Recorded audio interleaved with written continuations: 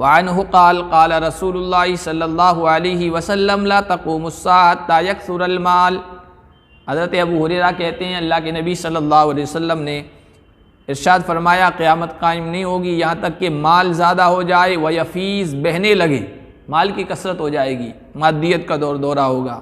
यहाँ तक कि आदमी अपने माल की ज़कात लेकर निकलेगा, फ़ला यजिदु अहदन यक़बलुहा मिन्हु, किसी को नहीं पाएगा जो उस ज़कात को, सदक़े को उससे कबूल कर ले। माल ज़्यादा हो जाएगा, हर एक के पास दौलत की कसरत होगी, माल की फरावानी होगी, खुशहाली होगी।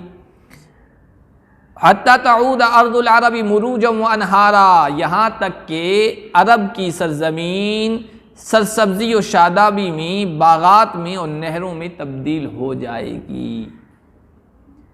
वो देखो अरब की जो सरजमीन है 70% बयाबान, बंजर ज़मीन, जंगलों पर मुश्तमिल है।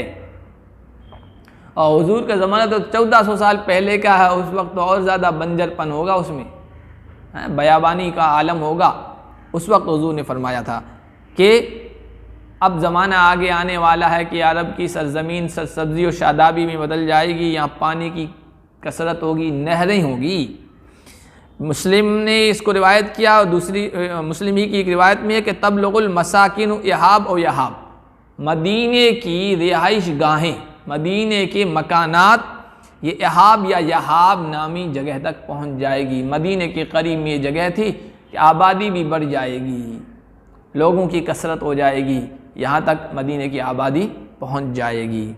अब आप इस वक्त अरबों का देखें तो ख़ास तौर पर तबूक वग़ैरह जो इलाक़ा है, आप वहाँ के बारे में मालूमात हासिल करें तो आपको पता चलेगा कि जो बिल्कुल बयाबां थे, वीरान इलाक़े थे और सफ़ेद सफ़ेद रेत ही नज़र आती थी, वहाँ आजकल बेहतरीन बागात हैं और जदीद टेक्निक के ज़रिए से वहाँ खेतियाँ की जा रही है, पूरी सरज़मीन सरसब्ज़ व शादाब हो गई है। और आगे आगे जिस तरह ज़माना बढ़ता जाएगा, ये जो सहरा है ये गुलिस्तान में और नखलिस्तान में तब्दील होता चला जाएगा।